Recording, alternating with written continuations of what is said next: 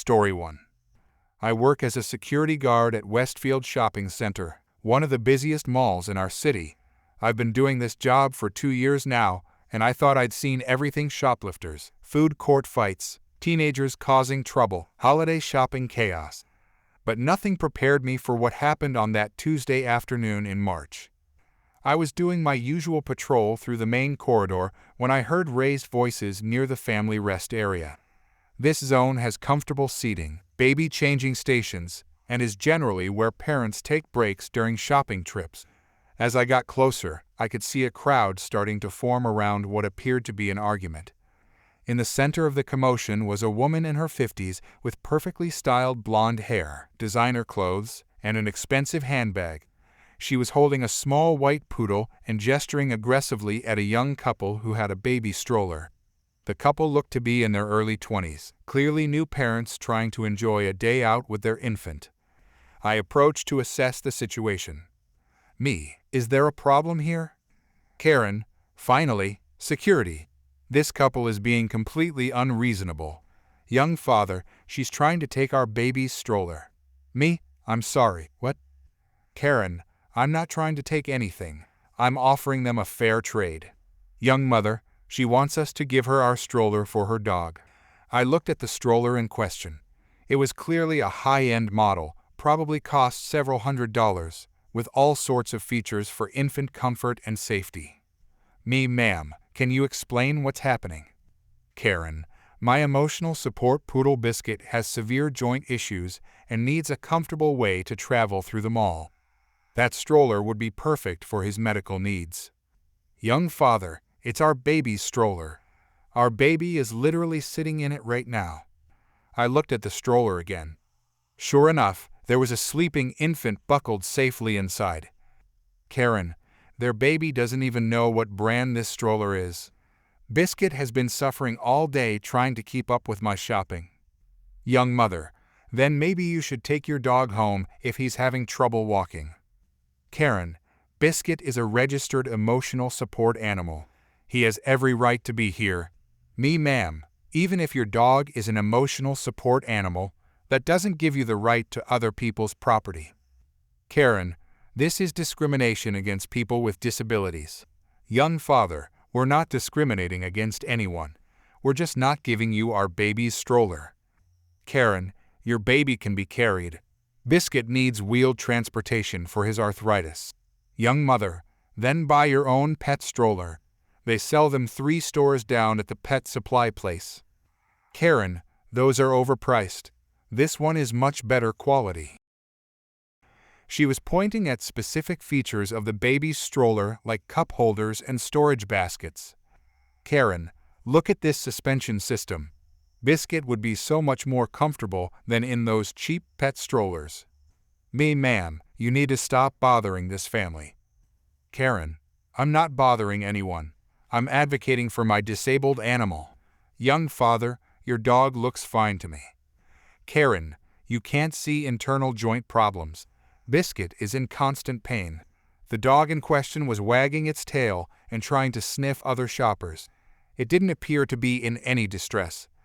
Young mother, we're not giving you our stroller. Please leave us alone. Karen, fine. If you won't be reasonable, I'll help Biscuit myself. Before anyone could react, she stepped forward and started trying to unbuckle the baby from the stroller. Young mother, get away from my baby. Young father, don't touch her. I immediately stepped between Karen and the stroller. Me, ma'am, step back immediately. Karen, I'm just trying to help transition the baby so Biscuit can use the stroller. Me, you cannot touch someone else's child. Karen, the baby will be fine. I have experience with children. Young mother, security, please make her stop. I radioed for backup and positioned myself protectively near the family. Me, ma'am, you need to move away from this family right now. Karen, this is outrageous. I have rights as a disabled person. Me, you have the right to shop here with your emotional support animal. You don't have the right to harass other customers or touch their children. Karen, I wasn't harassing anyone. I was negotiating.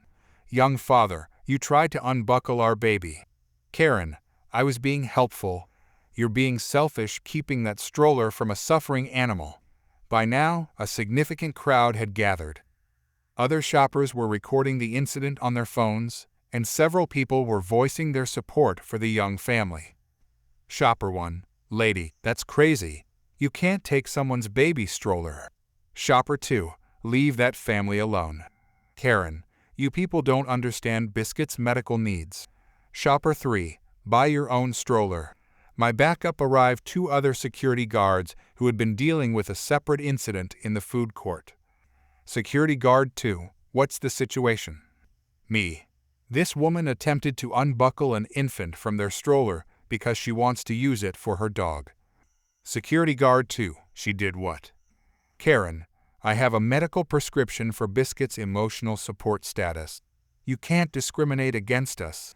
Me, ma'am, I need to see your documentation for your emotional support animal.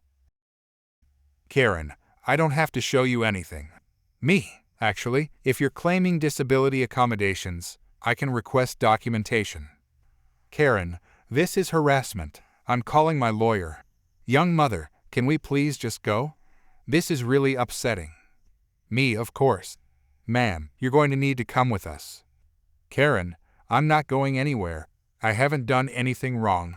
Security guard 2. You attempted to physically remove an infant from their stroller. Karen, I was trying to help transition the situation. Me, you were trying to steal a baby's stroller for your dog. Karen, it's not stealing. It's a reasonable accommodation request. Security guard 3. Ma'am, you need to come to the security office. Karen, I demand to speak to your manager. Me, you can speak to our head of security in the office. As we escorted her toward the security office, she continued protesting loudly. Karen, this mall is violating the Americans with Disabilities Act. I'm reporting all of you. Shopper 4. Good. Report yourself while you're at it. Karen, Biscuit's rights are being trampled. This is animal abuse. In the security office, our head of security, Mr. Rodriguez, took over the situation. Mr. Rodriguez, ma'am, can you provide documentation for your emotional support animal? Karen, I don't carry paperwork everywhere I go. Mr. Rodriguez, emotional support animals require proper documentation if you're requesting accommodations. Karen, Biscuit doesn't need accommodations. I need accommodations for Biscuit. Mr. Rodriguez, what accommodations were you requesting? Karen, access to appropriate transportation equipment for his joint condition. Mr. Rodriguez, you mean someone else's baby stroller? Karen, it was the most suitable option available. Mr. Rodriguez, ma'am, you attempted to remove an infant from their stroller. That's completely unacceptable behavior. Karen, I was being gentle. I know how to handle babies. Mr. Rodriguez, you don't have permission to handle other people's babies. We reviewed the security footage, which clearly showed Karen trying to unbuckle the baby while the parents protested. Mr. Rodriguez, based on this footage and witness statements, you're banned from this mall for 6 months. Karen, you can't ban me. I'm a regular customer. Mr. Rodriguez, I can and I am. Your behavior toward that family was threatening and inappropriate. Karen, I want corporate's number. I'm reporting this discrimination. Mr. Rodriguez, here's the corporate number. I'm also reporting this incident to mall corporate and local animal control. Karen, why animal control? Mr. Rodriguez, if your dog has serious joint problems requiring a stroller, they should verify his care needs. Karen, that's not necessary. Mr. Rodriguez, if Biscuit is suffering from untreated arthritis severe enough to require a baby stroller, animal control needs to ensure he's getting proper veterinary care. Karen's demeanor suddenly changed. Karen, actually, Biscuit's condition isn't that severe. Mr. Rodriguez, so he doesn't need a stroller. Karen, well, not necessarily a stroller. Maybe just rest breaks. Mr. Rodriguez, so you try to take a baby's stroller for convenience, not medical necessity. Karen, This conversation is over. I'm leaving. Mr. Rodriguez, you're escorted off the property. Security will walk you to your car.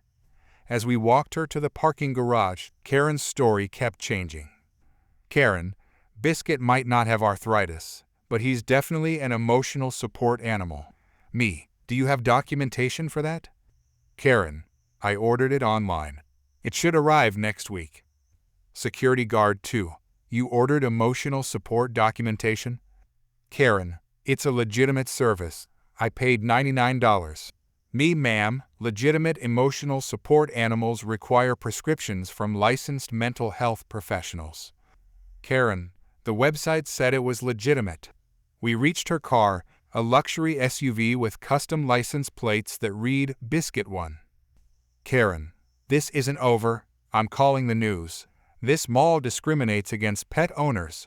Me, have a good day, ma'am. Remember, you're banned for 6 months. She drove away, still shouting about discrimination through her open window. Later that day, Animal Control followed up as promised. They confirmed that Karen had no legitimate emotional support documentation and that Biscuit appeared to be in perfect health with no signs of joint problems. The young family returned to the mall the following week and stopped by security to thank us. Their baby was happy and healthy, still riding in the same stroller that Karen had tried to commandeer. 6 months later, when Karen's ban expired, she never returned. I heard through the mall's social media that she'd tried similar stunts at other shopping centers, always with different fake medical claims for her dog. Some people think having an expensive pet and a loud voice gives them the right to other people's property. But babies need their strollers more than entitled pet owners need free luxury transportation for their perfectly healthy animals. Story 2. I've been working as a kayak tour guide for the past 5 years at a company that runs trips along the scenic river that flows through our town. It's honestly the best job I've ever had. I get to be outdoors all day, meet people from all over the world, and share my love of nature and water sports. The company has an excellent safety record, which is something we're all really proud of. Our tours are pretty straightforward. We take groups of 8 to 12 people on 2-hour guided trips down a gentle section of the river. It's perfect for beginners, mostly calm water with a few small rapids that are just exciting enough to be fun without being dangerous. We provide all the equipment, including kayaks, paddles, and most importantly, life jackets. Safety is our top priority. Before every tour, we spend about 20 minutes going over basic paddling techniques, what to do if you tip over, and river safety rules. The most important rule is that everyone must wear a life jacket at all times while on the water. It's not negotiable, it's required by state law, our insurance, and basic common sense. Last Saturday started like any other day. I had a group of 10 people signed up for the 10M tour. Most of them seemed excited and eager to learn. There was a young couple on their honeymoon, a family with 2 teenagers, a couple of college friends, and a woman in her 50s who had come alone. The woman, who introduced herself as someone who had been swimming since before most of you were born, immediately stood out. She was wearing expensive athletic wear and had the kind of confident attitude that sometimes signals trouble in outdoor activities. During the safety briefing, I explained the life jacket requirement and started handing them out to everyone. Karen, I won't be needing one of those. Me, actually, everyone is required to wear a life jacket. It's state law on this section of the river. Karen, I'm an excellent swimmer. I've been swimming competitively for over 30 years. Me, that's great, but the life jacket requirement applies to everyone, regardless of swimming ability. Karen, this is ridiculous. I'm probably a better swimmer than you are. Me, I'm sure you're a strong swimmer, but these aren't just about swimming ability. Life jackets protect against cold water shock, help with buoyancy if you get trapped under a kayak, and make it easier for us to spot you if you get separated from the group. Karen, I don't need protection from anything. I can handle myself on the water. Me, I understand your confidence, but I can't allow anyone on the tour without a life jacket. Karen, this is age discrimination. You're treating me like I'm some helpless old woman. Me, I'm treating you exactly the same as everyone else in the group. Everyone wears a life jacket, no exceptions. Karen, what if I sign a waiver? Me, even with a waiver, state regulations require life jackets. I could lose my guide license if I allow someone on the water without proper safety equipment. The rest of the group was starting to look uncomfortable. The honeymoon couple kept exchanging glances, and the family with teenagers was clearly getting impatient. Karen, I've been on dozens of kayak tours, and I've never been forced to wear one of these things. Me. Then those tours were operating illegally. Every legitimate operation requires life jackets. Karen, you're being completely unreasonable. I'm going to report this to your manager. Me. My manager will tell you the same thing I'm telling you. No life jacket, no tour. Karen, fine. But I'm not happy about this discrimination. She grudgingly put on the life jacket, but spent the next 10 minutes complaining about how restrictive it felt and how it was going to ruin her experience. I noticed she had fastened the straps very loosely, which wasn't safe, but I decided to address that once we got to the water. We loaded everyone into their kayaks and pushed off from the shore. Within the first 5 minutes, I could see that Karen was struggling more than she wanted to admit. Her paddle technique was inefficient, and she was working much harder than necessary to move her kayak. Me, Karen, try relaxing your grip on the paddle and using more of your core for rotation. Karen, I know what I'm doing. I don't need coaching. Me, just trying to help you conserve energy for the longer stretches. Karen, I have plenty of energy, thank you. About 30 minutes into the tour, we approached a section with some gentle rapids. I always position myself nearby during this part because it's where most beginners have trouble. I gave the group the standard instructions about keeping their paddle ready and staying calm if they tip. Karen, these aren't even real rapids. This is nothing. She charged ahead of the group, ignoring my instructions to stay together. Her technique was still poor, and she was fighting the current instead of working with it. What happened next was almost inevitable. As she hit the main current, her kayak turned sideways and she overcorrected, leaning too far to one side. The kayak flipped, dumping her into the water. This is where her refusal to properly secure her life jacket became a real problem. The loose straps meant it shifted around her body instead of keeping her properly positioned in the water. She immediately started panicking. Karen, help! I can't get up. Something's wrong. I paddled over as quickly as possible. She was thrashing in the water, which was making everything worse. Her loose life jacket had ridden up under her arms and was actually hindering her movement. Me, Karen, stop fighting and let the life jacket work. Try to relax. Karen, I can't breathe. Get me out of here.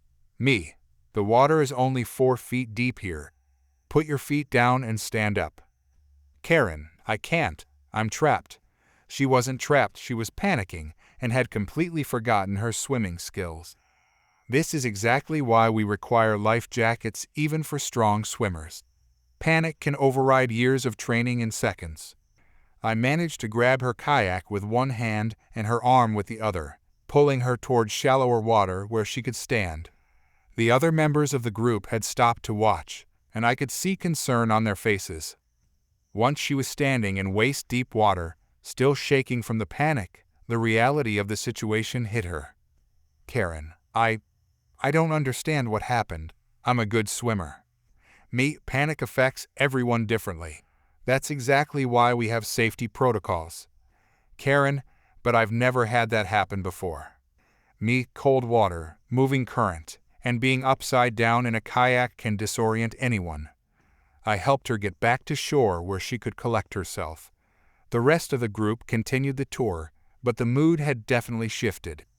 Everyone was more cautious, which was actually a good thing from a safety perspective. Back at shore, Karen was still trying to process what had happened. Karen, I need to get back out there. I can't end on a failure. Me, I think it's best if you sit this one out. You've had enough stress for one day. Karen, you can't stop me from finishing the tour. I paid for the full experience. Me, actually, I can. After a panic incident like that, It's not safe for you to continue. Karen, this is because I complained about the life jacket, isn't it? You're punishing me. Me, this is about safety. You panicked in 4 feet of water. I can't risk having that happen again in deeper sections. Karen, I want a full refund, and I'm going to leave reviews everywhere about how badly you treated me. Me, you'll need to speak to management about refunds. When we got back to the office, Karen immediately demanded to speak to the owner. She claimed that I had been discriminatory, that the safety briefing was inadequate, and that she deserved compensation for her traumatic experience. The owner, who has been running river tours for 20 years, listened patiently to her complaints. Owner, ma'am, I've reviewed what happened with our guide. You refused to properly secure your safety equipment and then panicked when you tipped over. Karen, he didn't explain how to put on the life jacket properly. Owner, he tried to correct your loose straps, but you told him you knew what you were doing. Karen, I want a refund and an apology. Owner, I can offer you a partial refund for the portion of the tour you missed, but I can't apologize for following safety protocols. Karen, that's not acceptable. I'm going to make sure everyone knows how you treat customers. Owner, that's your right, but I should let you know that we won't be able to accommodate you on future tours. Karen, you're banning me. Owner, we're protecting our other customers and guides. Your refusal to follow safety instructions created a dangerous situation. Karen, I'll sue you for discrimination. Owner, you're welcome to try, but we have witnesses and documented safety violations. She stormed out, threatening lawsuits and bad reviews. True to her word, she did leave negative reviews on several websites, claiming that we discriminated against her and that our safety requirements were excessive. What she didn't expect was the response from other customers. Several people who had been on previous tours left detailed responses explaining how thorough and professional our safety procedures were. A few people even mentioned similar situations they had witnessed where proper safety equipment had prevented serious injuries. The owner ended up posting a professional response to her reviews, explaining our safety policies and noting that all customers receive the same safety briefing and equipment requirements. He included information about state regulations and industry standards. The whole incident actually ended up being educational for our staff. We now spend more time during the safety briefing explaining why proper fit is important for life jackets, and we don't allow people to continue until we've personally checked their equipment. Karen's reviews did get some attention, but not the kind she wanted. Several potential customers specifically mentioned that they chose our company because we clearly took safety seriously, even when customers complained about it. A few weeks later, I heard that she had tried to book with one of our competitors. Apparently, word had gotten around the local guide community about the incident, and they declined to take her on tours as well. The river can be unpredictable, and even experienced water enthusiasts can find themselves in trouble quickly. That's exactly why we have safety protocols that apply to everyone, regardless of their self-assessed skill level. Karen learned that lesson the hard way, and fortunately, nobody got seriously hurt in the process. Story 3. I've been working in human resources for about 8 years now, and I thought I'd seen every type of workplace drama imaginable. From coworkers fighting over lunch in the office fridge to people claiming emotional support animals for their pet iguanas, I figured nothing could surprise me anymore. I was wrong. Our company moved to a new open-concept office about 6 months ago. The design is pretty typical for modern workplaces: lots of natural light, collaborative spaces, and workstations arranged in clusters rather than individual offices. The only private offices belong to senior executives and are used for confidential meetings. Everyone else, from entry-level employees to middle management, works in the open floor plan. Most employees adapted to the new setup pretty quickly. Sure, there were some complaints about noise levels and distractions, but that's normal with any office transition. We provided noise-canceling headphones and set up quiet zones for people who needed to focus on detailed work. 3 weeks after the move, I got an unusual email request that made me do a double take. It was from Karen, who works in our marketing department as a mid-level coordinator. She'd been with the company for about 2 years and had never caused any major problems before. Her email said she needed to discuss urgent workspace accommodations and requested a meeting as soon as possible. She claimed it was a matter of spiritual and professional necessity. I figured it was probably about ergonomic equipment or maybe a request for a standing desk, so I scheduled her for the next day. When she came into my office, she was carrying a folder full of printouts and had the kind of determined expression that usually means trouble. "Karen, thank you for meeting with me. I need to discuss my workspace situation." Me, of course. "What kind of accommodations are you looking for?" "Karen, I need a private office. The open floor plan is completely incompatible with my energy field." Me, "I'm sorry. Could you clarify what you mean by energy field?" "Karen, I'm highly sensitive to other people's auras and electromagnetic frequencies. Being surrounded by so many people is literally draining my life force." I tried to keep a straight face, but this was definitely not what I'd expected. Me, "I see. Have you spoken with your manager about ways to make your current workspace more comfortable?" "Karen, my manager doesn't understand metaphysical concepts. That's why I'm coming to human resources." Me, "Unfortunately, private offices are reserved for senior leadership. We don't have any available for general staff." "Karen, this isn't a want, it's a need. I've done research, and I believe this qualifies as a reasonable accommodation under disability law." She opened her folder and pulled out several pages she'd printed from various websites about electromagnetic sensitivity and workplace spirituality. "Karen, according to these sources, some people are genuinely sensitive to environmental energies. I think I qualify for protection." Me, "These don't appear to be medical sources. Have you consulted with a doctor about your concerns?" Karen, "Western medicine doesn't recognize energy sensitivity, but that doesn't make it less real." Me, "I understand your concerns, but we simply don't have private offices available for non-management positions." Karen, "Then you need to create one. There are several conference rooms that aren't used all the time." Me, "Conference rooms are shared spaces for meetings. They can't be converted to individual offices." Karen, "Just temporarily, until you can find a permanent solution." Me, "I'm afraid that's not possible. Let's talk about other options that might help with your comfort level." We discussed various alternatives: a desk in a quieter corner, flexible work from home options, or possibly relocating her workstation to a less busy area. She rejected all of these suggestions, insisting that only a completely private space would solve her problem. Karen, "I'm not trying to be difficult, but this is affecting my health and productivity. If the company won't accommodate my needs, I may have to explore other options." Me, "I'll document your concerns and discuss them with management. We'll see what we can do within our current office structure." Karen, "I appreciate that, but I really need a solution soon. My aura is getting more damaged every day." After she left, I spoke with her manager about the situation. He confirmed that her work performance was fine, but mentioned that she'd been complaining frequently about the noise and negative energy from coworkers. I figured that would be the end of it until we could work out some kind of compromise. I was wrong. The following Monday, I got a call from the facilities manager. "Facilities manager, we have a situation with one of your employees. Someone has moved into conference room C and set up what looks like a permanent workspace."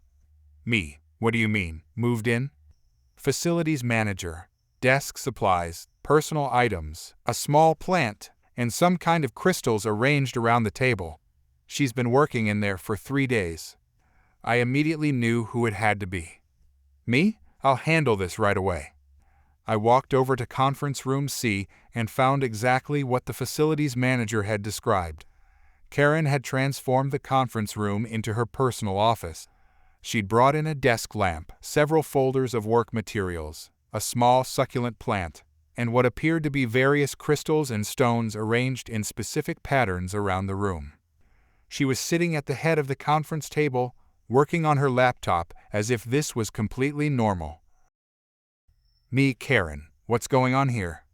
Karen, oh, hi, I found a temporary solution to my workspace problem. This room wasn't being used, so I set up here. Me, you can't just take over a conference room. These spaces are reserved for meetings. Karen, I checked the booking calendar. It's only scheduled for meetings twice this week. Me, that doesn't matter. You can't claim a conference room as your personal office. Karen, it's just temporary until you find me a proper private space. I can move my things when there are actual meetings. Me, you need to pack up your belongings and return to your assigned workspace immediately. Karen, I can't do that. I've finally found a space where my energy can stabilize. Going back to the open floor would undo all the progress I've made. Me, this isn't negotiable. Conference rooms are shared resources. Karen, but I'm being more productive here than I've been in weeks. Isn't that what the company wants? Me, the company wants employees to follow policies and respect shared spaces. Karen, fine, but I'm filing a formal complaint about the lack of accommodations for my condition. She started packing up her crystals and personal items, but I could tell she wasn't happy about it. I thought the matter was resolved, but the next day, she was back in the conference room. This continued for the rest of the week. Every morning, she would set up her workspace in Conference Room C, and every time someone found her, she would claim she was just using it temporarily until a real meeting was scheduled. The situation came to a head on Friday afternoon when our CEO was doing one of his monthly walkthroughs of the office. He likes to check in with different departments and get a feel for how things are going. He stopped by Conference Room C to look at some renovation plans with the facilities manager and found Karen's full setup crystals, plants, personal photos, and what appeared to be some kind of incense burner. CEO, what's all this? Facilities manager, one of the marketing employees has been using this room as her personal office. CEO, for meetings. Facilities manager, no, sir. For her regular daily work. She says the open floor plan interferes with her aura. The CEO's expression was priceless. He's a pretty straightforward guy who built the company from the ground up, and he definitely wasn't expecting to hear about aura interference in a conference room. CEO, her what now? Just then, Karen walked in carrying a cup of tea and some additional crystals. Karen, oh, I didn't realize there was a meeting scheduled. CEO, there isn't. This is a conference room, not a personal office. Karen, I can explain. I have special sensitivities that require a private workspace. The open floor plan is toxic to my spiritual energy. CEO, toxic to your spiritual energy. Karen, yes, I've been working with human resources to find accommodations, but they haven't been very helpful. The CEO looked at the facilities manager, then back at Karen. CEO, ma'am, what's your name and what department do you work in? Karen, I'm Karen Thompson from marketing. I've been with the company for 2 years. CEO, and you think you're entitled to a private conference room because of your spiritual energy. Karen, it's not about entitlement. It's about creating a workspace where I can be productive. CEO, how productive can you be when you're violating company policies and taking up spaces that other people need for actual meetings? Karen, I only use it when it's not booked for meetings. CEO, that's not how this works. You don't get to decide when shared resources are available for your personal use. The CEO turned to the facilities manager. CEO, how long has this been going on? Facilities manager, about 2 weeks, on and off. CEO and management is aware of this. Facilities manager, human resources, has been working with her on it. The CEO was clearly losing patience. CEO, Miss Thompson, pack up your belongings and report to your department manager immediately. This behavior is completely unacceptable. Karen, sir, I think there's been a misunderstanding. I have legitimate workplace needs that aren't being met. CEO, What I see is an employee who thinks she's above company policies. That's not a misunderstanding, that's insubordination. Karen, I'm just trying to do my job in an environment that doesn't damage my spiritual well-being. CEO, your spiritual well-being is your responsibility to manage within the parameters of your assigned workspace. The CEO left, and I could tell this wasn't going to end well for Karen. Within an hour, I got a call from the marketing director. Marketing director, I need to discuss a personnel action with you. The CEO wants Karen Thompson moved to a different role immediately. Me, what kind of role? Marketing director, something where she won't need to interact with shared resources or make demands about spiritual accommodations. Karen was transferred to a data entry position in a different department the next Monday.